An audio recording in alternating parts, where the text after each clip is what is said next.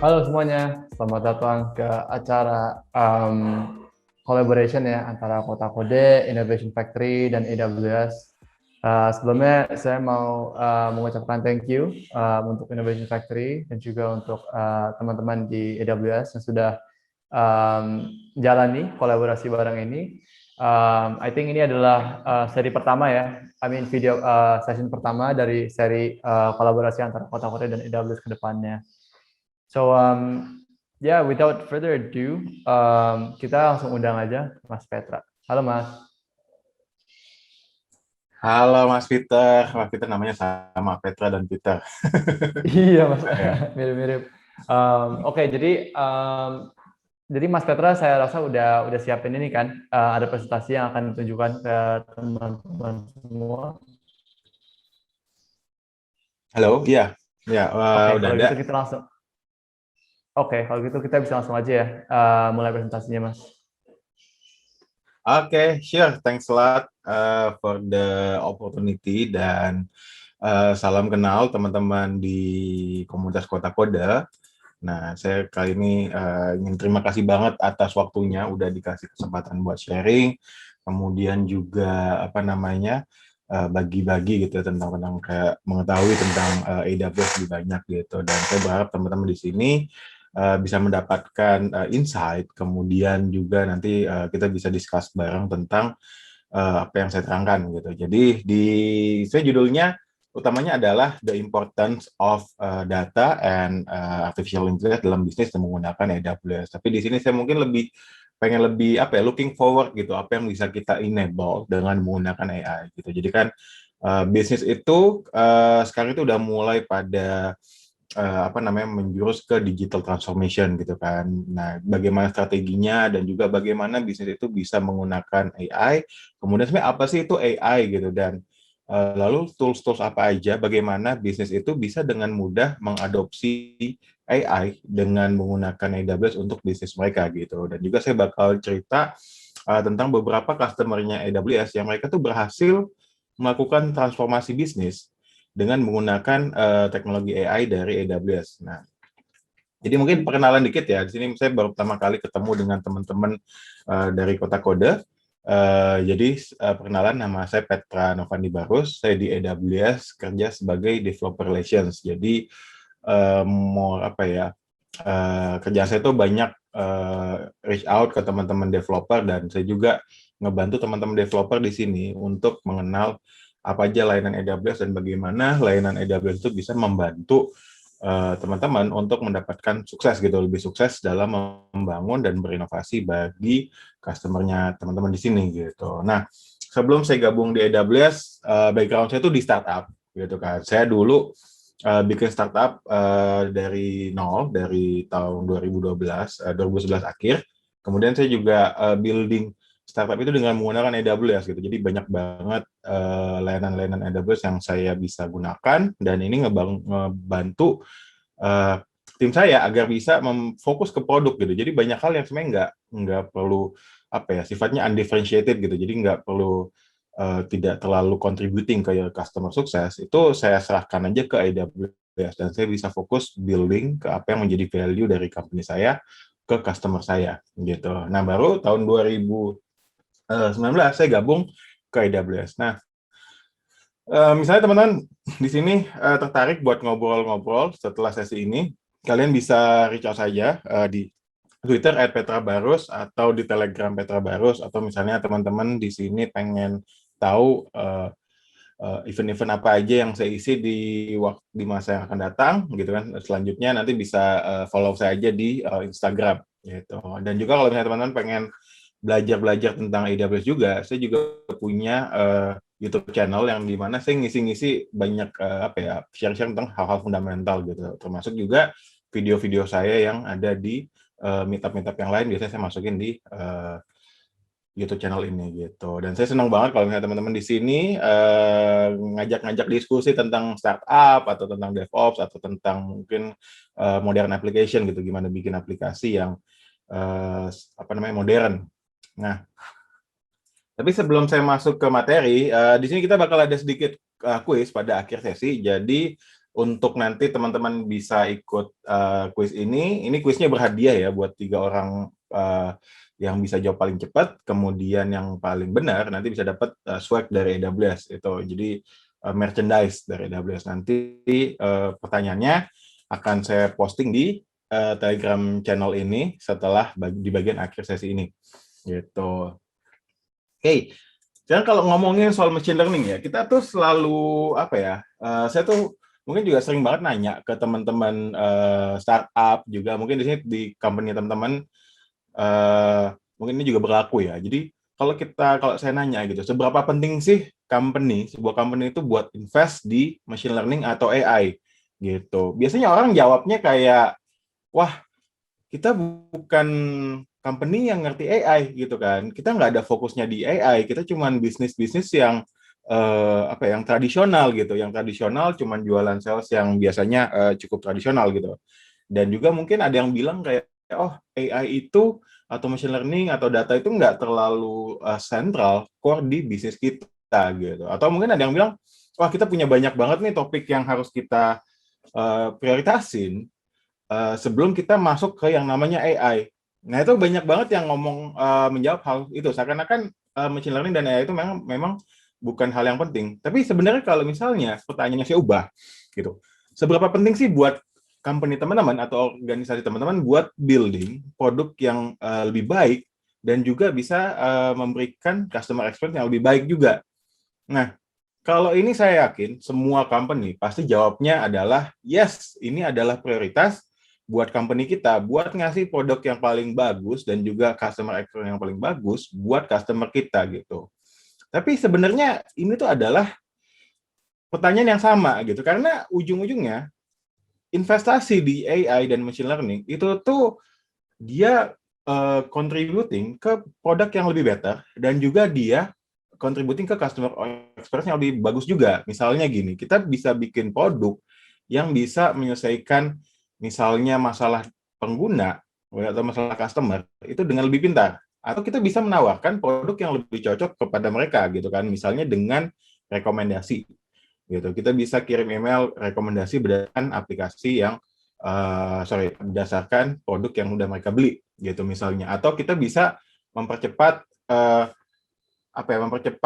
menyingkat waktu customer kita untuk mendapatkan bantuan dengan kita membuat kayak misalnya sistem AI yang pintar gitu sehingga mereka problemnya itu bisa cepat diketahui, kemudian kita bisa cepat menyelesaikan masalah tersebut gitu. Nah, dengan adanya AI dan machine learning itu kita tidak AI dan machine learning itu tidak lepas dengan yang namanya data gitu. Jadi sekarang itu banyak banget kita melihat banyak banget data yang bisa kita ambil dan juga kita bisa dapetin. Tapi gimana caranya kita menggunakan data ini gitu. Jadi teman-teman bisa lihat ini adalah flywheel untuk data. Jadi the more data kita dapetin, kita bisa buat analytics yang lebih baik, yang lebih akurat gitu kan. Kemudian dengan kita punya analytics yang lebih kuat, lebih akurat, kita bisa membuat business decision yang lebih tepat lagi itu, lebih baik lagi. Dan ini juga business decision kita bisa nanti membuat misalnya produk yang lebih banyak lagi atau yang lebih baik lagi buat customer kita. Dan lama-lama ini datanya kita bisa dapat lagi, kita learning lagi, dan makin lama produk kita akan makin baik gitu. Nah ini sering banget kejadian bahwa AI itu sering digembar-gemborin kayak, oh ini kalau teman-teman lihat di sini kan ada banyak banget magazine-magazine yang mungkin dia di bulan yang berbeda. Mereka bilang adalah, oh AI ini adalah hype pada bulan ini gitu kan. Mungkin di tahun misalnya 2020 Juli majalah yang satu bilang, oh ini AI adalah adalah kayak hype pada bulan ini gitu. Padahal enggak, AI itu udah ada, itu dari lama banget sebenarnya. Jadi ini salah satu founding fathers dari artificial intelligence, jadi namanya John McCarthy. John McCarthy ini dia itu bareng-bareng sama mungkin teman-teman pernah dengar namanya Alan Turing, kemudian Minsky, kemudian juga Shannon, itu dia bikin namanya conference, namanya Dartmouth Conference tahun 1956 gitu. Dia menciptakan terminologi baru yang namanya artificial intelligence gitu. Jadi artificial intelligence itu basically adalah gimana kita bisa bikin kita bisa membuat sebuah mesin yang bisa learning dan bisa mensimulasikan kepintaran manusia gitu. Nah ini John McCarthy ini juga akhirnya dia membuat bahasa pemrograman namanya Lisp yang sangat populer di pengembangan AI. Nah kalau kita lihat pengembangannya dari 1955 itu tuh dia baru booming, baru hype-nya baru naik banget itu tahun 2014-an gitu. Jadi lihat gitu dia naik banget gitu. Nah, apa yang bikin tiba-tiba yang awalnya artificial intelligence field ini yang mungkin kayak perkembangan cukup datar tiba-tiba naik. Nah, adalah sebagai berikut gitu. Jadi pertama, fokus dari ilmu AI ini mereka adalah membangun algoritma gitu kan. Kita punya banyak banget algoritma, misalnya k-nearest neighbor, kemudian atau misalnya linear regression gitu. Setelah itu kita punya banyak banget data gitu kan. Sekarang data itu bisa didapat dari banyak tempat gitu kan. Apalagi dengan perkembangan web gitu. Dengan web teknologi kan jadi lebih jadi lebih terdistribusi ya. Jadi semua orang bisa akses web gitu kan. Kemudian juga ada namanya mobile devices, di mana mobile devices ini orang bisa akses aplikasi dimanapun dan kapanpun. Dan ini dia akan menjadi sumber data yang sangat banyak gitu. Nah, setelah sumber data yang sangat banyak ini udah mulai terkumpul, yang menjadi salah satu komponen utama kenapa AI ini jadi makin booming adalah GPU gitu kan. Jadi awalnya pas tahun 1990-an atau 2000-an awal, ini tuh GPU itu atau dulu mungkin namanya VG ya, itu cuma ditujukan buat pemrosesan grafik gitu kan, pemrosesan grafik karena kita punya layar, kemudian layar itu kan dipotong ke dalam pixel gitu kan. Kemudian pixel itu diprocessing secara paralel. Tapi lama-lama GPU ini kemudian VGA atau GPU ini dia tuh punya kelebihan adalah dia bisa melakukan proses aritmatik yang sangat cepat dan paralel dalam jumlah yang sangat banyak. Beda dengan kalau teman-teman tahu yang CPU biasa, dia itu fungsi aritmatiknya mungkin nggak se-powerful GPU gitu kan.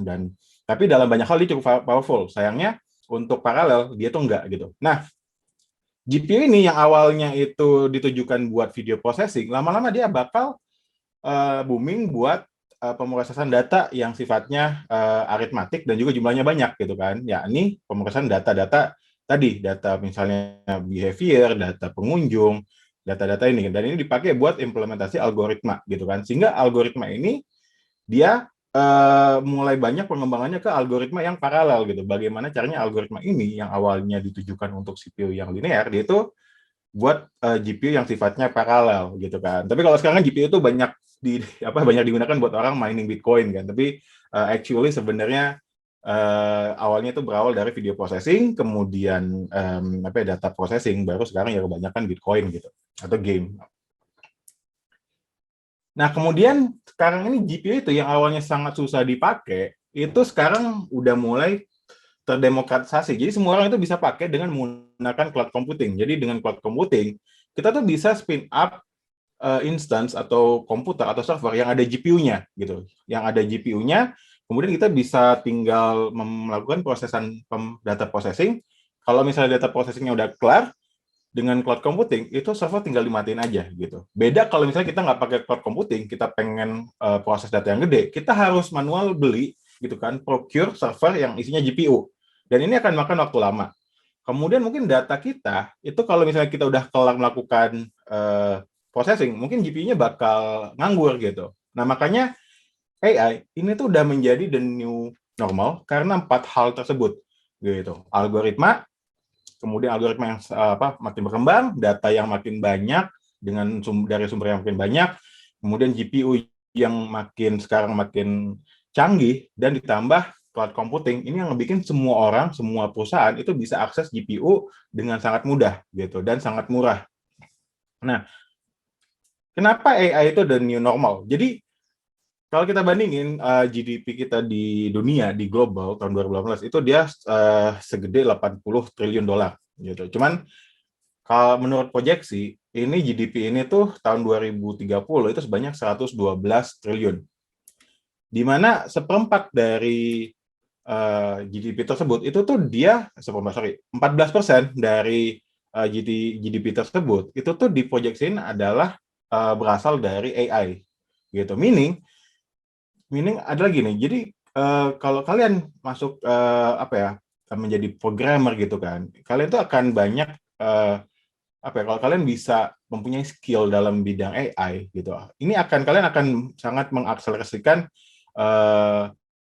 peradaban kita gitu kan, apa namanya value kita gitu di dunia ini gitu. Jadi investasi AI ini makin lama makin gede. Tahun 2019 itu investasi itu sebanyak kalau nggak salah 50 billion di dunia gitu kan. 50 billion itu masih kecil dibanding yang 80 triliun ini gitu. 50 billion itu paling mungkin berapa mungkin kayak sekitar apa ya 5% atau mungkin 1% lah gitu kan dari ya 1% lah kira-kira dari 80 triliun tahun 2019. Nah, begitu masuk 2030 gede jadi makin hingga 14%.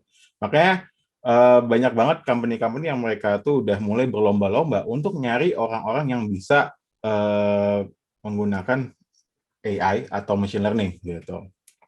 Nah, tapi apa sih sebenarnya machine learning atau AI? Jadi kalau secara populer AI itu tuh didefinisikan sebagai sebuah mesin yang dia yang apa ya, meniru fungsi kognitif yang kita asosiasikan dengan fungsi manusia, misalnya belajar dan menyelesaikan masalah gitu. Tapi kalau menurut komputer science sendiri itu tuh adalah intelligent agent. Jadi agent yang kita bikin yang dibuat oleh manusia eh, yang apa ya, yang dia menerima segala data atau segala sinyal dari lingkungannya, kemudian melakukan action gitu, melakukan action berdasarkan data tersebut, sehingga dia bisa memaksimalkan kesuksesan untuk goal yang dia apa ya, yang dia ditetapkan buat dia gitu. Misalnya contohnya kita pengen melakukan rekomendasi produk gitu. Nah, gimana caranya kita bisa memaksimalkan rekomendasi produk ini agar lebih akurat gitu. Lebih akurat itu bisa diukur dengan banyaknya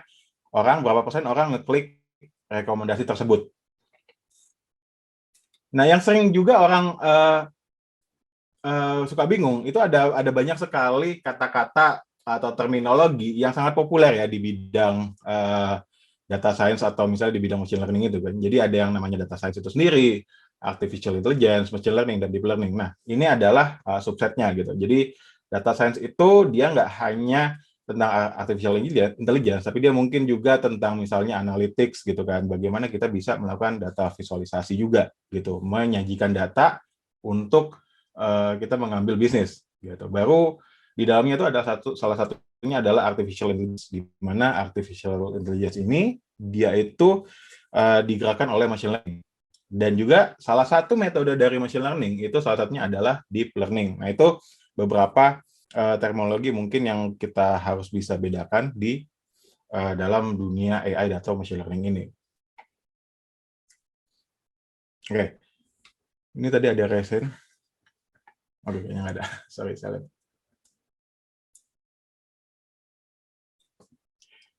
Jadi kegunaan dari AI ini tuh dia nggak hanya predictions, jadi ada banyak banget yang kita bisa dapetin dari sebuah perusahaan atau yang bisa didapatkan oleh perusahaan dari mengimplementasikan oleh AI gitu. Jadi nggak hanya prediction, misalnya kita bisa tahu apa namanya harga kita atau stok kita bakal atau demand atau apa namanya market kita bakal segimana dalam sebulan ke depan. Nah, jadi ada beberapa jenis learning, misalnya contohnya adalah supervised learning. Ini tuh kita bisa, ini adalah typical learning yang dia itu kita punya kayak data-data yang kita harus train dulu gitu kan. Kita harus train dulu, kemudian juga apa namanya kita punya input dan outputnya gitu misalnya. Jadi dengan input sedemikian yang kita kasih, kita bisa tahu, kita udah kasih tahu bahwa oh outputnya kira-kira gini gitu. Nah, ini tujuannya adalah agar kita bisa mendapatkan apa ya mendapatkan target yang lebih akurat gitu. Misalnya contohnya adalah gimana kita bisa misalnya memisahkan spam atau nggak spam gitu contohnya, atau kita bisa membuat rekomendasi produk yang lebih akurat. Nah, ada juga namanya unsupervised learning. Jadi basically ini dia tujuannya itu adalah untuk melihat pattern atau relationship dari data-data yang kita punya gitu. Nah, ini contohnya misalnya adalah klasifikasi segmen gitu. Katakanlah gini, teman-teman punya customer misalnya ratusan ribu gitu kan. Tapi teman-teman itu kalian nggak tahu bagaimana cara mengklasifikasikannya gitu kan, segmennya seperti apa. Nah, dengan menggunakan algoritma seperti unsupervised learning, kita bisa tahu klasifikasikan, oh ternyata ada segmen yang dia butuh, misalnya kayak segmen ibu-ibu gitu, yang kita nggak tahu gitu kan. Ternyata ada segmen ibu-ibu atau ada segmen misalnya millennials gitu. Misalnya ini segmennya dia nggak terlalu nggak terlalu berhubungan satu sama lain gitu, tapi di dalam internalnya mereka berhubungan gitu. Nah, ada juga namanya reinforcement learning. Nah, ini reinforcement learning ini basically kita punya agent yang mana kita cuman kasih penalty atau reward sesuai dengan goal function yang kita kita kasih gitu kan. Jadi contohnya teman-teman lihat di sini adalah kayak misalnya kita ngajarin bayi itu buat lari gitu kan. Jadi kalau misalnya bayinya jatuh, mungkin penaltinya adalah sakit gitu kan. Terus kalau misalnya bayinya bisa berdiri, kemudian dia penaltinya adalah dikasih es krim. Lama-lama dengan adanya carrot and stick atau penalti dan reward ini kita bisa menjadikan bayi ini bisa mungkin jadi atlet yang sangat cepat gitu. Nah, ini mirip dengan ini yang dilakukan oleh bidang reinforcement learning gitu. Jadi teman-teman bisa contoh adalah yang sekarang paling banyak digunakan ini tuh buat self driving car. Jadi self driving car ini salah satu contoh dari reinforcement learning gitu kan. Kalau misalnya kita punya kita kasih rewardnya gitu kan, kita kasih goal functionnya bahwa dia harus nyampe ke tempat ini gitu kan. Nah, misalnya dia belok dikit, oh kita kasih misalnya penalti gitu kan. Kalau misalnya dia udah makin dekat, kita kasih reward gitu. Nah, itu salah satu contohnya. Oke, di Amazon sendiri kita banyak banget mengimplementasikan AI dari mulai ujung ke ujung gitu kan. Teman-teman bisa lihat di sini kita udah mulai yang namanya drone delivery gitu. Kita bakal ngedeliver paket kiriman dengan menggunakan drone. Kemudian kita juga bisa mengenali produk dengan menggunakan foto. Jadi kita foto produknya, kemudian kita lihat di Amazon tuh ada atau enggak gitu. Nah, ini juga di salah satu yang mungkin teman-teman pernah lihat juga Amazon Go. Jadi Amazon Go itu adalah tempat. Jadi teman-teman kalian kalau mau belanja di Amazon Go, kalian tuh cukup scan app-nya di pintu, scan app di pintu gitu kan, scan app NFC atau QR code di pintu. Kemudian kalian tinggal ngambil barangnya. Kalau misalnya nggak jadi, barangnya tinggal dibalikin. Kemudian kalian nggak usah pakai kasir gitu. Jadi begitu kalian keluar dari tokonya, itu barang-barang yang udah kalian beli, kalian masukin ke kantong belanja, itu tuh dia udah di-charge ke app Amazon kalian gitu. Nah, gimana cara taunya? Ini dengan menggunakan computer vision. Jadi dia pas kita ngambil barang misalnya botol dari rak, dia ada kamera yang lihat, oh ini Petra ngambil barang dari rak. Oh, ini masukin aja ke ke keranjang belanja virtualnya di app Amazon. Terus kalau misalnya Petra masukin lagi ke rak, dia bakal tahu juga dengan menggunakan kamera tadi gitu kan. Oh, ini barangnya udah dibalikin. Oh, kartnya kita kita take out gitu. Nah, salah satu implementasi juga ini adalah di warehouse-nya atau di fulfillment center-nya di Amazon. Jadi kan kalau teman-teman mungkin belum familiar, jadi di Amazon itu kan kita punya banyak banget fulfillment center, di mana semua barang-barang yang bakal kita kirim itu tuh bakal dimasukin ke fulfillment center ini gitu kan. Lalu tim kita di fulfillment center, mereka tuh ketika ada kiriman barang, mereka bakal dikasih tahu barang itu ada di rak mana, kemudian mereka bakal jalan ke rak itu, kemudian mereka ngambil barang itu, masukin ke keranjang, baru masukin dibungkus terus baru kirim ke customer. Nah, ini dia kita menginovasikan hal ini dengan menggunakan namanya Amazon Robotics gitu. Jadi kalau teman-teman lihat di sini, ini adalah robot yang dia itu akan menggerakkan rak-rak gitu. Jadi instead ketimbang employee-nya Amazon di fulfillment center itu mereka jalan-jalan buat nyamperin raknya, justru kebalik. Si employee-nya mereka tetap diam di satu tempat, Racknya yang bakal datengin gitu, yang bakal datengin si siapa namanya si employee tadi gitu. Nah, jadi dengan apa ya? Eh, dengan demikian, ini prosesnya jadi lebih apa ya? Jadi lebih efisien gitu kan. Jumlah eh, waktu yang dibutuhkan oleh employee untuk mendapatkan barang yang dibutuhkan itu jadi makin kecil gitu. Kemudian juga penyimpanannya dia jadi makin efisien juga karena barang-barang yang diletakin di rak itu mereka tuh tidak di grouping berdasarkan kategori, tapi berdasarkan kira-kira berdasarkan efisiensi gitu kan. Oh, jadi barang-barang yang sering diambil barengan itu dia bakal ditaruh di rak yang barengan juga gitu. Nah, ini dia Amazon itu ini berusaha menerapkan AI berusaha menerapkan improvement berdasarkan AML dengan menggunakan AWS. Nah, karena Amazon itu adalah customer yang salah satu customer gedenya di AWS. Nah, tapi gimana dengan company-company yang lain, misalnya company atau organisasi teman-teman gitu. Kalau misalnya teman-teman perusahaan kalian pengen bikin AI, itu banyak banget loh challenge-nya gitu. Misalnya pertama, orang yang jago ML itu sangat langka gitu, dan itu adalah salah satu salah satu posisi itu yang dicari-cari orang dan yang paling dibayar mahal di dunia ini, di dunia IT gitu kan. Jadi company yang mungkin ukurannya kecil gitu kan, mereka mungkin funding yang nggak banyak, itu tuh mungkin akan sangat kesulitan untuk mencari orang-orang yang ahli di bidang machine learning atau AI. Kemudian kedua, kalau pengen company-company yang mungkin masih baru dan juga mau scale ML, machine learning, itu akan sangat susah gitu karena infrastruktur di bawahnya itu juga susah didapat juga ya. Misalnya contohnya tadi GPU gitu kan. GPU itu mesennya agak susah karena sekarang kalau orang mau beli GPU itu tuh harganya udah mahal banget. Kemudian saingan sama gamer gitu kan, orang yang mau beli GPU buat game atau juga orang yang mau beli GPU buat mining Bitcoin.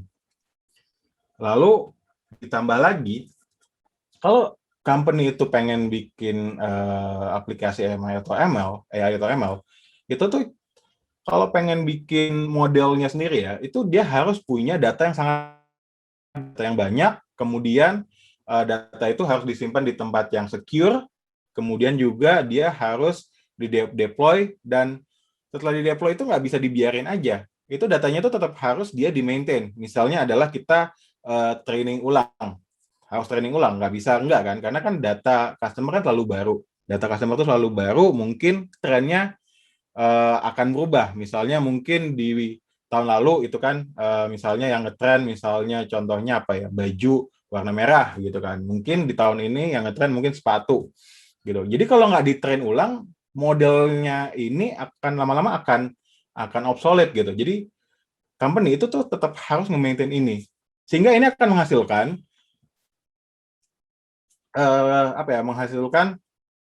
layanan machine learning atau AI yang dibuat company itu, dia itu nggak cost efektif, mahal gitu kan, kemudian nggak gampang digunain, dan juga nggak scalable gitu, karena mungkin infrastrukturnya nggak didesain buat data yang sangat banyak gitu misalnya.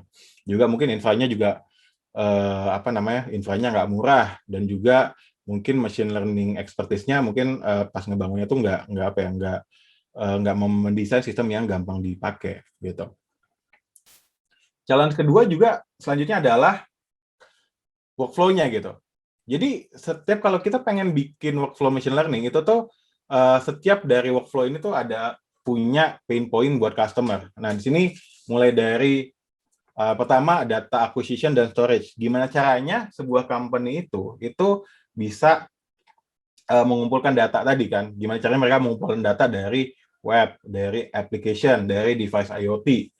Setelah itu gimana caranya mereka bisa naruh dengan secure gitu kan, dengan secure, dengan scalable gitu. Kalau misalnya teman-teman, misalnya katakanlah kalian bikin server isinya kapasitasnya misalnya 10 GB. Apa yang terjadi kalau misalnya datanya udah nyampe 20 GB gitu. Nah, ini kan akan sangat susah. Kemudian kesulitan selanjutnya adalah data labeling. Gimana caranya kita bisa melabel data-data ini agar sesuai gitu kan, dan datanya mungkin kayak kalian harus menyapu, mensweep kayak ratusan ribu data point hanya buat nge-labeling data ini, gitu. Lalu yang ketiga, gimana cara milih model yang tepat, algoritma yang tepat, kemudian framework yang tepat, gitu kan. Misalnya kalian pengen pakai Keras atau misalnya pakai TensorFlow, gitu. Ini kan ada banyak pilihan. Selanjutnya, setelah kita udah milih, di bagian model training sama simulasi, ini juga makin repot gitu. Pertama kita harus melakukan ya training model, yang mana training model itu kan biasa dia akan memakan waktu yang sangat lama gitu kan. Kita harus cleaning up datanya, kemudian kita harus pisahin mana data tes sama data training gitu. Setelah itu kita udah bikin modelnya juga dia lama biasanya. Kalau datanya gede, dia nanti ya bisa mungkin berjam-jam atau berhari-hari gitu kan, kalau misalnya kita punya menggunakan infrastruktur yang nggak scalable. Lalu setelah itu kita harus tuning hyperparameter gitu kan, karena model ini kayak namanya hyperparameter kan ada banyak kita harus adjust gitu kan. Jadi misalnya kalau iterasinya dia terlalu lama, ya terlalu banyak gitu kan, misalnya dia terlalu overfitting gitu. Terus setelah kita tuning, kita juga harus testing dan kita simulasiin. Dan ini dia prosesnya iteratif gitu. 4, 5, 6 ya harus dilakukan berulang-ulang gitu kan. Lalu setelah modelnya jadi, kita harus deploy. Nah kita butuh deploy itu agar bisa digunakan oleh aplikasi kita gitu kan. Nah ini ada, dan ini juga akan mulai ke siklus selanjutnya. Setelah kita deploy, kita harus dapetin datanya lagi, kemudian kita harus improve machine learning modelnya secara iteratif. Gitu. Nah ini prosesnya sangat repot, karena kayak di training itu sendiri kan misalnya teman-teman kayak pakai image recognition, nah itu kalau misalnya data kameranya itu banyak, kemudian misalnya resolusinya tinggi, nah ini kan juga dia akan berat trainingnya gitu.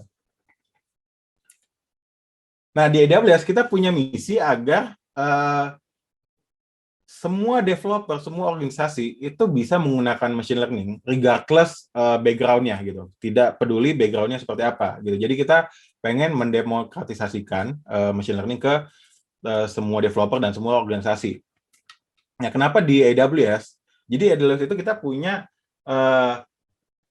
layanan AI yang sangat banyak gitu, yang paling banyak dibanding cloud provider yang lain gitu. Kita punya ratusan layanan, kemudian kita punya banyak banget solusi-solusi yang ada di marketplace yang dikasih oleh partner kita. Kemudian juga kita support banyak banget framework gitu kan.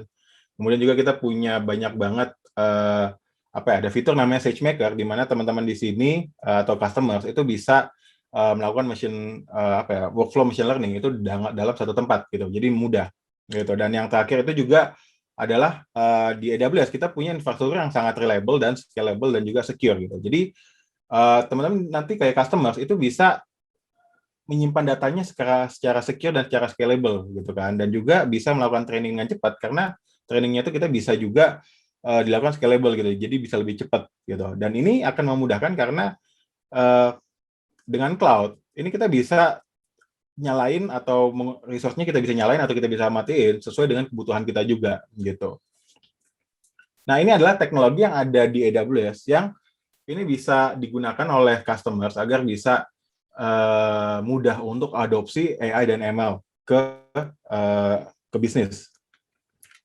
Jadi kita punya di sini kita melihat machine learning itu sebagai 3 layer. Jadi yang paling bawah itu adalah infrastruktur dan framework machine learning yang udah bisa dipakai, dan ini ditujukan buat company-company yang udah yang udah nyaman dan punya tim data engineering dan data science yang udah mature gitu kan. Jadi kita menyediakan infrastruktur untuk misalnya GPU yang bisa tinggal dinyalain dan dimatiin untuk melakukan machine learning training gitu. Kemudian buat company yang nggak punya tim data engineer gitu kan, atau tim data science-nya masih belum mature, ini kita bisa, company ini juga bisa menggunakan namanya SageMaker. Jadi SageMaker itu adalah set of machine learning tools. Ini yang isinya udah banyak banget kayak tools-nya, fitur-fiturnya. Misalnya udah ada algoritmanya, kemudian ada juga misalnya model training dan tuning, autopilot buat misalnya auto ML gitu. Jadi kita kasih data, nanti dia bakal figure out model yang cocok gitu. Jadi kalau memakai Amazon SageMaker, dia akan membantu end to end. Jadi dari mulai prepare datanya, ini bakal ngebantu buat data labeling gitu kan. Kemudian juga di sini juga ada kayak apa namanya model-model atau algoritma yang udah siap digunakan gitu kan. Dan juga dengan ID ini teman-teman bisa gampang dengan mudah untuk debugging gitu. Baru untuk deploy juga tinggal one click. Ini bisa langsung nanti teman-teman gunakan di aplikasi yang menggunakan machine learning model tersebut gitu. Lalu yang paling atas ini tuh adalah layanan AI yang layanan-layanan yang kita sebut layanan AI karena dia mensimulasikan kemampuan dari manusia gitu. Dan ini sama sekali bisa digunakan oleh company yang nggak punya background di bidang AI sama sekali gitu. Jadi misalnya kita punya kayak Amazon Recognition yang bisa digunakan untuk misalnya recognize muka gitu kan, atau recognize masker kalau sekarang. Teman-teman misalnya pengen bikin aplikasi buat detect masker dari CCTV, itu bisa dengan menggunakan recognition. Dia bisa tahu, oh ini orang pakai masker, oh ini orang nggak pakai masker. Ada juga layanan misalnya buat forecasting. Kalau teman-teman pengen punya aplikasi kayak logistik gitu kan, atau aplikasi buat warehousing gitu, dia bisa tahu, bisa memprediksi kira-kira kita butuh stoknya ke depan berapa gitu, dalam beberapa bulan ke depan berdasarkan histori stok atau SKU yang kita udah punya gitu. Ada juga fitur namanya personalize, ini buat ngebantu teman-teman atau customers ini bikin rekomendasi produk atau rekomendasi yang lain gitu kan. Misalnya teman-teman punya e-commerce yang punya kayak ratusan atau ribuan produk. Nah, teman-teman bisa menggunakan kayak layanan ini untuk melakukan membuat rekomendasi produk berdasarkan apa aja yang udah dibeli atau dilihat oleh customer-customer ini gitu. Oke, jadi ini jadi penggunaan AI untuk bisnis itu nggak hanya nggak terbatas kepada otomasi aja gitu. Jadi kita mulainya pertama dari otomatisasi, di mana teman-teman atau customers menggunakan AI untuk mengoptimisasi proses-proses yang udah ada gitu. Jadi proses yang udah ada dioptimisasi agar kualitasnya itu bisa dijaga atau di-improve, dan juga cost-nya ini bisa di-reduce gitu. Karena dengan otomatisasi itu akan mengurangi involvement dari manusia gitu kan, mengurangi human error gitu. Kemudian juga augmentasi ini akan menumbuhkan produktivitas gitu. Dia akan menambahkan kayak insight baru ke ke pengguna kita gitu, pengguna kita atau bisnis kita. Kita bisa ngasih kayak insight-insight baru, atau kayak kita bisa kasih kayak pattern-pattern baru berdasarkan data yang udah kita punya. Itu agar company atau decision maker itu bisa membuat decision dengan lebih inform. Kemudian enrichment ini adalah lebih ke nambah fitur-fitur baru ke fitur-fitur yang udah ada. Ini akan membantu kita buat bikin fitur-fitur yang lebih engagement gitu, lebih engaging dan juga lebih attracting buat customer kita yang sekarang. Dan terakhir adalah invention. Dengan menggunakan AI, ini banyak banget company bisa bikin produk-produk atau kategori baru dari produk yang mereka udah punya. Tuh. Dan di AWS sendiri customer kita tuh banyak banget berasal dari banyak sekali kategori. Jadi mulai dari otomotif, oil dan gas, kemudian contact center, finance, kemudian retail dan lain-lain gitu. Jadi ini udah banyak banget reach-nya, dan ini juga kita masih terus mengembangkan buat jenis-jenis customer atau jenis-jenis use case yang baru juga gitu. Nah, ini salah satu cerita dari beberapa customer kita gitu. Jadi misalnya di sini ada cerita dari Kin gitu kan. Dia itu dengan menggunakan Amazon Personalize, dia itu melihat hasil bahwa click to rate dari email mereka kan. Jadi mereka tuh ngebikin email rekomendasi dengan menggunakan personalisasi. Jadi satu orang dengan orang yang lain mungkin akan dapat email yang beda, gitu kan? Email yang beda berdasarkan produk-produk favorit mereka gitu. Nah, dengan personalisasi itu dia click to rate-nya dia naik 67%. Maksudnya apa? Jadi yang awalnya mungkin mungkin katakanlah kayak dari ini tahun lalu yang ngakses yang buka emailnya itu kan, ya, jadi yang dapat email kemudian mereka buka emailnya dan mereka klik, kemudian mereka pergi ke aplikasinya atau webnya, itu tuh jauh lebih meningkat gitu dengan menggunakan personalisasi, jadi lebih akurat. Jadi orang tuh jadi lebih pengen buka emailnya karena mereka merasa emailnya tuh cocok buat mereka gitu.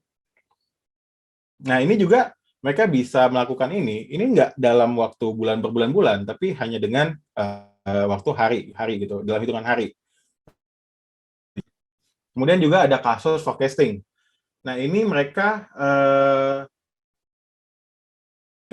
menggunakan forecasting ini untuk apa namanya? Untuk mereka memprediksi berapa banyak sih sofa yang akan yang dirental oleh pelanggan mereka gitu.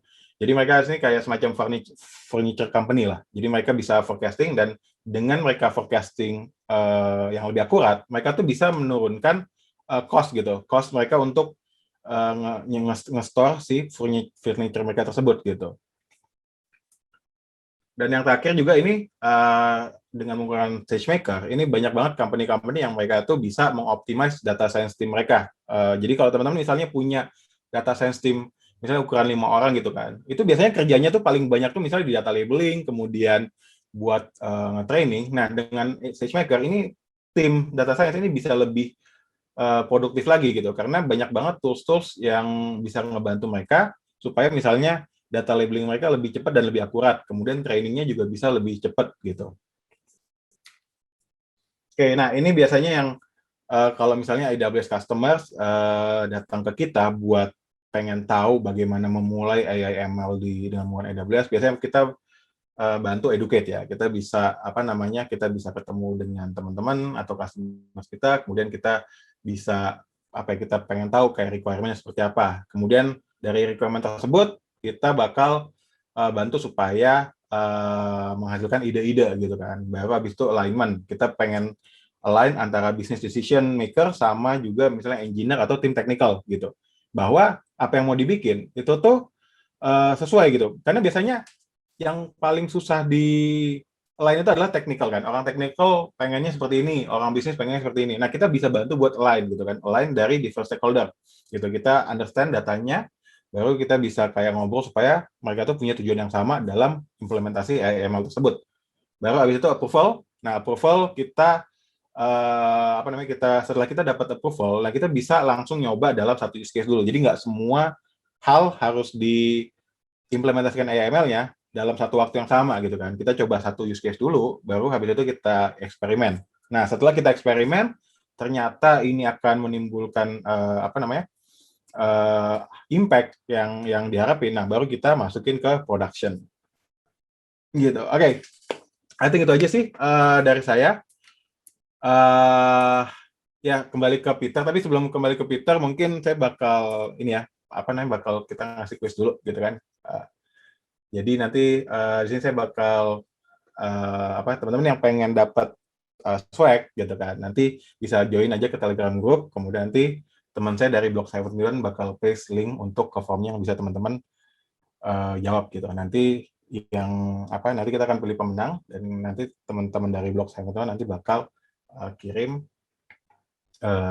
swagnya. Oke, kembali ke Mas Peter.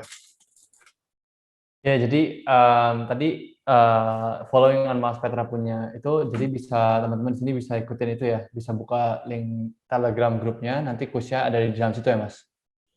Ya, betul. Oke, nice. SageMaker, interesting banget. Actually, you know what Mas, kayak dulu tuh pas tahun 2019 itu aku actually pernah pakai SageMaker benar-benar deeply ya.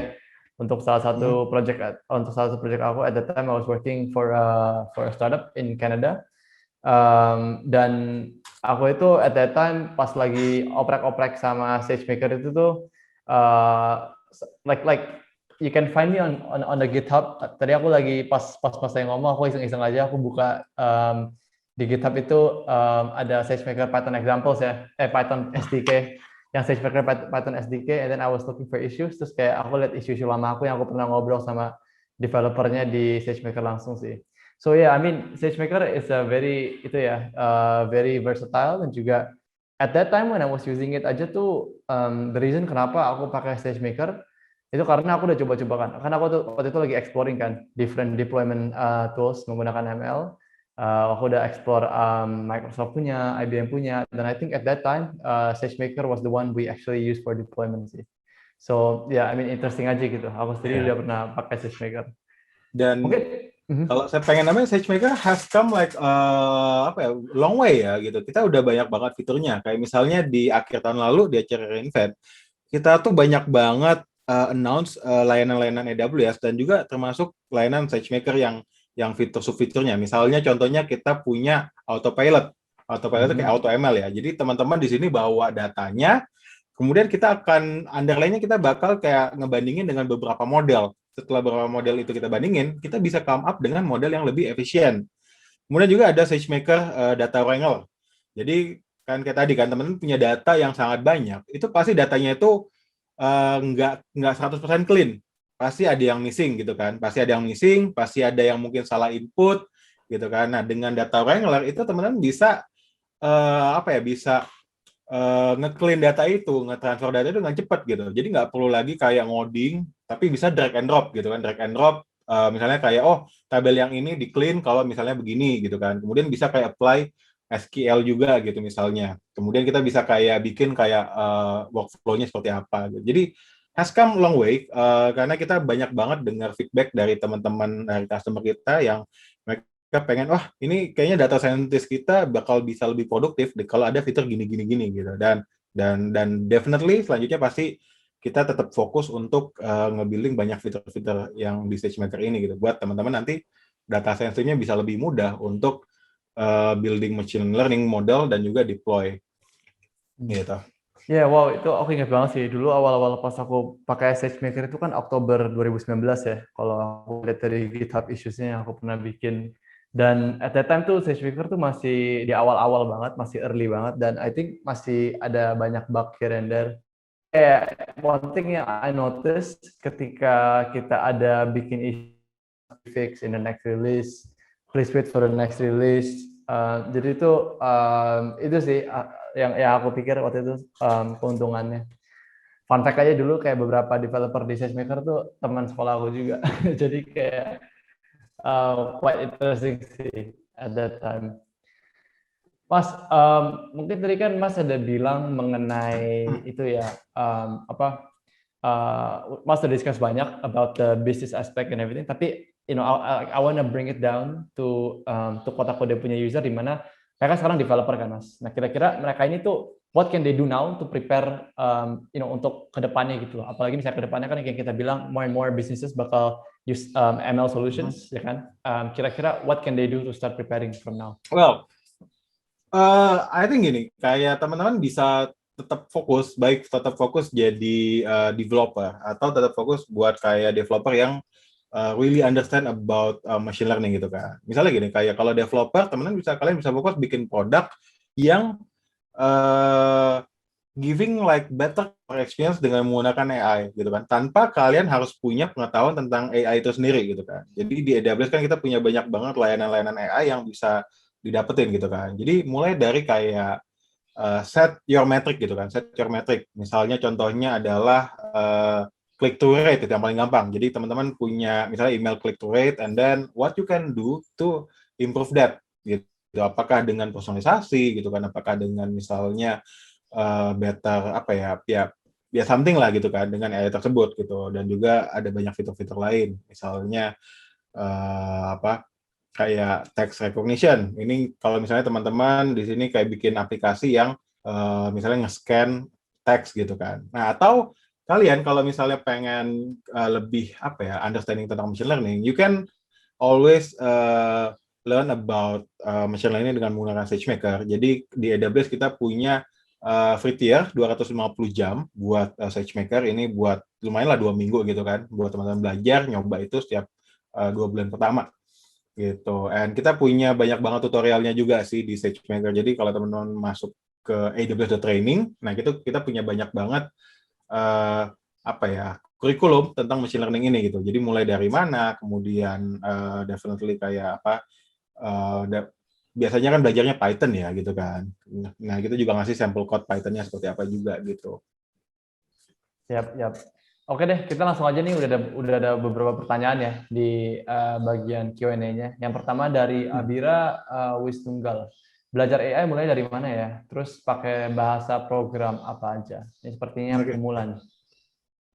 Iya, sekarang tuh kita banyak banget AI itu yang lebih paling populer ya Python ya. Kalau mungkin teman-teman asalnya dari matematik mungkin tahu R gitu kan, itu lebih ke data analisis. Tapi kalau misalnya udah mau pengen implementasi kodenya untuk production, itu udah banyak banget kayak apa namanya pakai pakai Python sih yang kita benar-benar support. Tapi kita juga ada support kayak misalnya R gitu. Kalau teman-teman pengen pakai R, tapi yang paling banyak contoh kodenya, yang paling banyak library-nya itu Python. Gitu. Jadi kalau teman-teman pengen belajar ya try to use apa namanya be comfortable dengan bahasa pemrograman Python juga. Iya. Kalau Mas sendiri, kalau apa untuk sehari-hari bisa pakai ML gitu, biasa pakai apa? Python atau R? Kalau saya sih keseharian saya sebenarnya kan saya background-nya developer gitu. Saya developer, cuman tahu dikit Oke. soal machine learning gitu kan. I see. Saya punya dasar background dikit, saya tahu linear regression seperti apa, kainan seperti apa, gitu kan. Dan saya pernah deliver introductory kayak machine learning dengan SageMaker juga, I gitu. Yaitu see. bisa pakai Python, gitu. Tapi kalau background saya kan developer, jadi saya banyak pakai apa namanya, saya banyak pakai Python juga sih sebenarnya buat developing, kemudian pakai JavaScript juga, gitu. Ya, kalau justru aku terbalik Mas. Justru kalau untuk aku sendiri aku awalnya mulai dari bidang ML, baru akhirnya sekarang transisi ke web development fokusnya sekarang mostly. Nice, nice ya. Iya. Oke. Next dari oke, dia keep him or herself anonymous. Selamat siang, saya ingin bertanya, bagaimana menentukan evaluation metric apa saja yang cocok digunakan untuk menentukan model tersebut seberapa reliable dan qualified dalam real case business implementation. Well, I think ini juga kayaknya mesti ini sih, kayak mesti you have to do it like iteratively ya. Karena kan kita nggak bisa tahu kayak yang pertama tuh yang cocok seperti apa gitu. Jadi ya misalnya teman-teman ya pakai kalian set like metric gitu kan, set metric yang kalian ingin capai gitu. Jadi bisnis goal kalian tuh apa? Misalnya bisnis goal kalian itu pengen misalnya dapat kayak misalnya kayak purchasing-nya lebih banyak gitu kan. Nah, baru kalian ya udah kalian fill the gap itu kan, kalian bikin model misalnya untuk sebuah fitur yang akan meningkatkan misalnya banyaknya orang yang purchase di tempat kalian gitu. Nah baru ya I think what you need to do ya do it like iteratively lah gitu, sehingga kalian bisa tahu apa modelnya tersebut. Dan juga jangan lupa bikin A/B testing gitu, A/B testing beberapa model.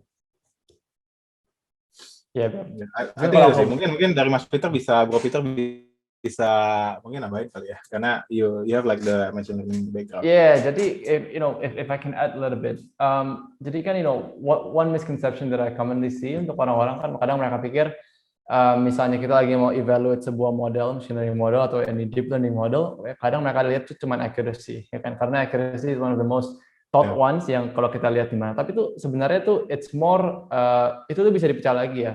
Jadi kan contohnya ada precision recall, ya kan? Ini tergantung kalian tuh mau fokusnya di mana, ya kan? For example, kalau model kalian yang kalian bikin ini, let's say kalian lagi bikin model yang untuk prediksi apakah this particular person ada cancer or not, ya kan?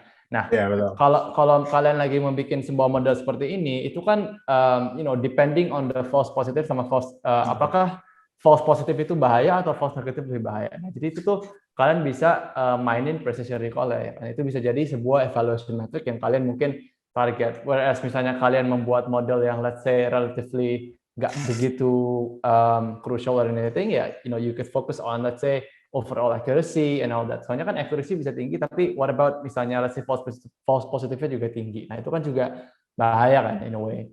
Gitu sih. Jadi it depends ya, use case by case basis sih. Depending on what your use case is, in my opinion. Iya, Oke. agree. Itu mirip juga sih kayak di finance itu kan, kalau kita pengen nanya sebuah nasabah itu fraud atau bukan kan, itu kan lebih baik kayak ada nasabah yang ternyata fraud tapi enggak, ketimbang nasabah yang enggak fraud tapi kita apa namanya kita tandain fraud gitu kan. Itu pasti marah-marah gitu. Tapi kalau ternyata nasabah fraud kita tandain enggak, kita bisa evaluate setelah itu gitu. Gitu. Tapi kalau ada nasabah yang enggak fraud tapi kita tandain fraud, nah itu dia mungkin kayak itu bakal kena ke kita gitu. Apa dia bakal apa? Bakal protes gitu. Jadi itu kayak salah satu juga tadi dari segi medis, ini juga dari segi apa finansial. Itu juga I mean precision and recall. Dan itu kan apa namanya? Ada banyak ini ya. Banyak metriknya ya yang bisa kita lihat gitu. Yap, yap. Oke, next question dari Anton. Wow, ini makin banyak pertanyaannya. Selamat siang, saya Anton Setiawan ingin bertanya bagaimanakah AI dapat mempengaruhi bidang finance? I guess ini talk about application of AI in finance ya. Betul. Dan apakah orang yang bekerja di bidang ini perlu mempelajari tentang AI? Terima kasih. Oke, let me look up into beberapa ini ya. Jadi kita punya banyak juga customer kita di bidang use case ya, use case AI, AWS use case AI di finance, kalau nggak salah di Finra gitu. Finra ya, I kind of forget. Well, let me get back to this. Ini kalau salah ada saya lihat ada customer yang pakai AI ini Dow Jones, kemudian itu finance I think.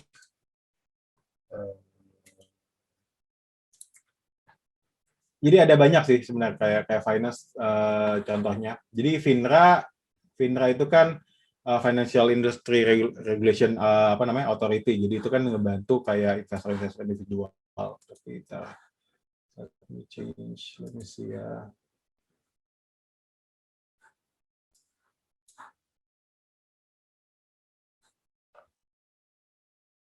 Oke, saya nggak ada top of the head sih. Tapi kalau untuk oke, let me see.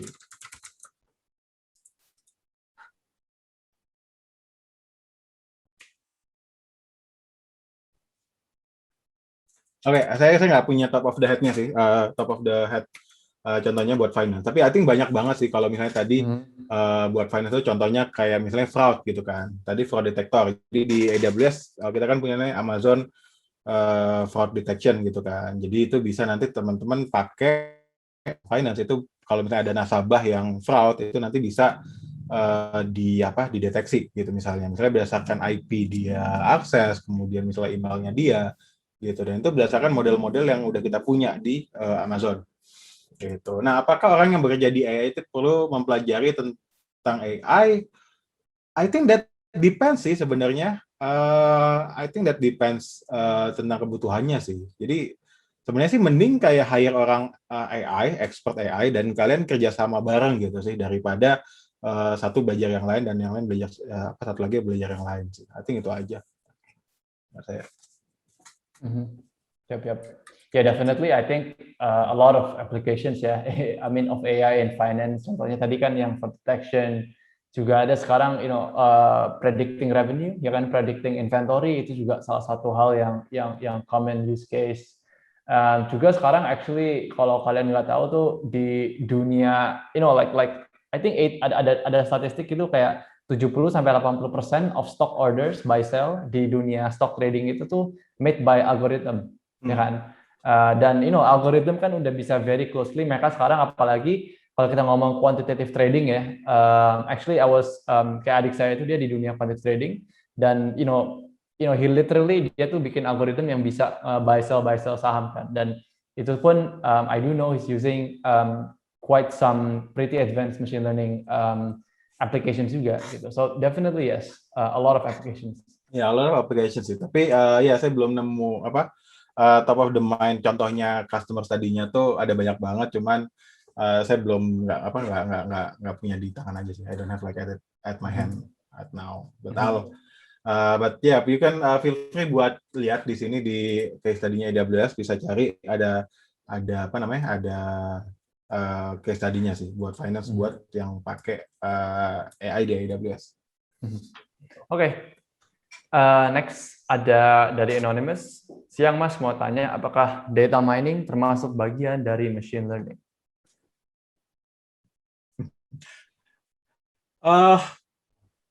I think bisa ya bisa nggak sih? Karena kalau data mining itu kan dia kalau misalnya gini, kalau dia kan lebih deskriptif gitu kan, kayak cuman kita pengen kayak present sebuah model itu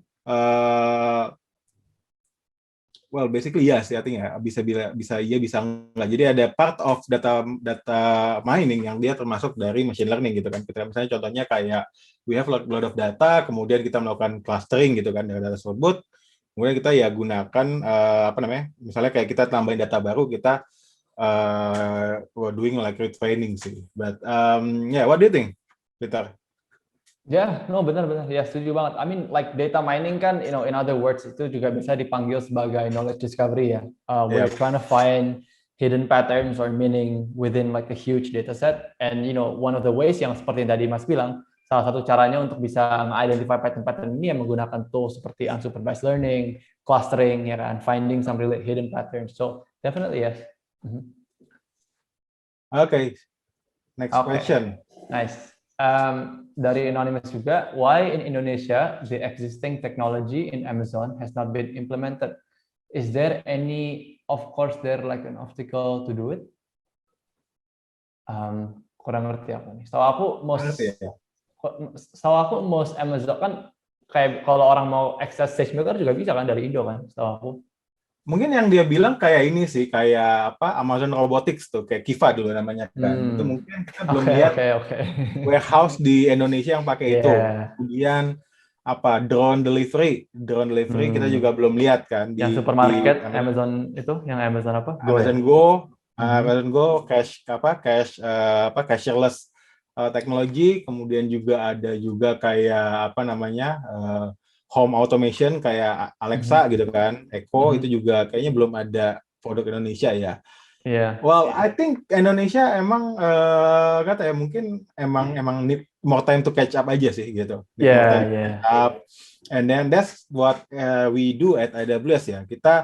Kita strive to give this technology to people developer Indonesia buat mereka tuh bisa dapat resource yang mereka butuhin buat bikin inovasi kayak gitu kan. Karena kayak gini, kayak Amazon Go, cashierless itu kan, cashierless teknologi, itu sebenarnya kan pakainya kan computer vision, yang itu teknologinya udah ada di AWS gitu. Jadi semua teknologi yang Amazon yang pakai AI, itu tuh semua pakai underlying-nya AWS gitu. Dan teman-teman di sini, kalau teman-teman punya dream untuk achieve it, ya you can always do it using AWS gitu. Because that's what we strive to do gitu kan. I mean kalau teman-teman pengen bikin kayak tadi cashierless technology, misalnya buat convenience store di Indonesia, gitu kan, you can use yaitu SageMaker atau misalnya recognition buat apa namanya buat tahu kayak oh ada orang ngambil barang dari rak gitu misalnya. So yeah, I mean what obstacle I think the jumlah talentnya aja sih, I think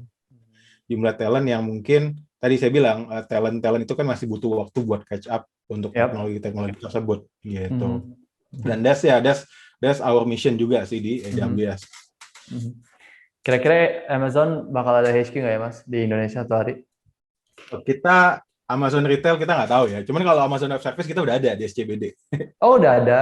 Udah. I see. Ada SCBD kita mau buka data centernya juga di apa namanya akhir tahun ini atau awal tahun depan. Jadi kita mau buka region di Indonesia. Jadi teman-teman bisa akses itu dengan latensi yang lebih cepat lagi bahkan. Wow, I didn't know that. Wow, ini kayaknya banyak banget nih big tech masuk ke Indonesia. Kan kemarin juga baru-baru di Google kan, Juni 2020 kemarin baru setup Google ada cloud center di Indonesia. Ada bakal Amazon. Oke, very nice. Oke, ini ada satu pertanyaan lagi. I think this can be our last one ya. Dari Harry, bagaimana bisa tahu bahwa suatu program ada AI? Nah, ini pertanyaan kita balik sih. Why do you have to know itu program ada AI sebenarnya? Gitu kan. I think like as long as kayak AI mimik manusia gitu kan. Kayak kayak tadi kayak cashless gitu kan, atau drone itu kan dia bisa kayak mimik driver itu kan, driver ojol buat nganterin gitu kan basically gitu kan. Dan lama-lama kayak apa yang sekarang kita nganggap itu magic, saya rasa 10 tahun ke depan tuh orang tuh udah biasa sebenarnya. Gitu. Udah biasa. Amazon kita punya produk recommendation technology itu mulai dari tahun 90 atau 2000-an awal. Baru tahun 2003 tahun lalu kita democratize, kita open teknologi rekomendasi kita ke pengguna customer-nya AWS gitu. Itu dari apa ya? Jadi Amazon Personalize itu kan teknologi yang customer bisa pakai buat bikin rekomendasi produk gitu kan. Nah, itu teknologinya itu berdasarkan 20 tahun Amazon bikin itu gitu. Jadi itu teknologi udah ada 20 tahun. Jadi kita sebelum orang tahu AI itu, sebelum mungkin orang Indonesia udah ngerti AI, itu udah diimplementasikan di Amazon gitu kan. Dan lama-lama, again, 10 tahun, 20 tahun yang akan datang, AI itu udah mulai seamless gitu. Orang nggak tahu kayak, oh yang penting enak dipakai, nyaman dipakai, dan nggak peduli ada AI atau enggak sih, itu aja. Akhirnya tadi aku mau tambahin 2 poin sih. Yang pertama, there's this concept in AI namanya Turing test ya. Turing test. Jadi kalian bisa check out juga. Jadi essentially Turing test itu simple. It's basically a test whether or not a particular AI or computer system, mereka ini tuh bisa nggak dibedain sama orang lain gitu. Jadi kayak bayangin kamu lagi ngobrol sama chatbot, how would you know that the other side of the line itu manusia atau chatbot? Ya, misalnya kamu nggak bisa bedain ya, oke, then that system passes the Turing test. Yang satu lagi yang tadi aku mau tambahin tuh lebih ke arah ini sih, I guess kayak bener, I think people nowadays karena, dan saya rasa ini juga ada marketing to blame sih. Saya yakin Mas sendiri tahu lah ya, banyak banget produk yang ngeklaim AI, kita AI powered AI, tapi most likely sure we don't know what kind of AI, right? Or mungkin AI-nya itu tuh bukan the actual selling point gitu, AI-nya tuh lebih kayak untuk marketing hype. Dan I guess dari situ tuh banyak banget people get lost in the translation kalau mereka sambil lihat banyak AI tapi they don't actually know. Jadi menurut aku sih fokus on the use case gitu loh. Jadi jangan fokus on the application ya kan. Apakah AI ini membantu kalian ya kan? Seperti yang tadi Mas Petra bilang sih. Jadi kayak fokus aja gitu, kayak drone delivery ya bisa langsung datang gitu lebih cepat ya kan. Oke, I think that's a good question to close. Kalau dari ini kita juga udah lewatin waktu, udah sejam lebih. Ya udah kalau kayak gitu kita bisa closing ya. Sebelum kita close mungkin ada kata-kata terakhir yang mau diucapin Mas? Well, I think AI is very is really good really in high demand, dan juga teman-teman di sini pasti harus following up gitu kan AI. Tapi yang penting adalah go to your customer sih gitu, kayak find what your customer needs and then go work backward from there and see like what kind of like AI solutions that yang bisa digunakan untuk fill that gap gitu. I think focus on the customer value, and nanti inovasi itu bakal datang dengan sendirinya gitu. Yep, 100% agree. Oke, kalau gitu I think kita bisa close sesinya hari ini. Thank you so much Mas Petra for attending, dan juga once again thank you to Innovation Factory for being able to connect the three of us. Dan juga terima kasih semua teman-teman sini yang udah datang hadir ke acaranya. I hope you found it useful ya. Oke, kalau gitu I think we can just end the session. Thank you all. Have a good weekend. Semua. Thank you.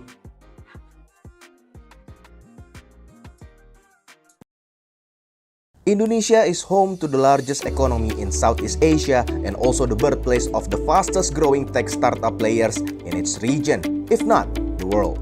Committed to fostering the next generation of tech and innovation startups, Innovation Factory aims to be the tech and innovation hub in Indonesia, empowering local founders to solve real local problems through our 6 innovation initiatives. We provide the space for future key tech players to meet, collaborate, and scale together as to build and nurture the tech startup ecosystem.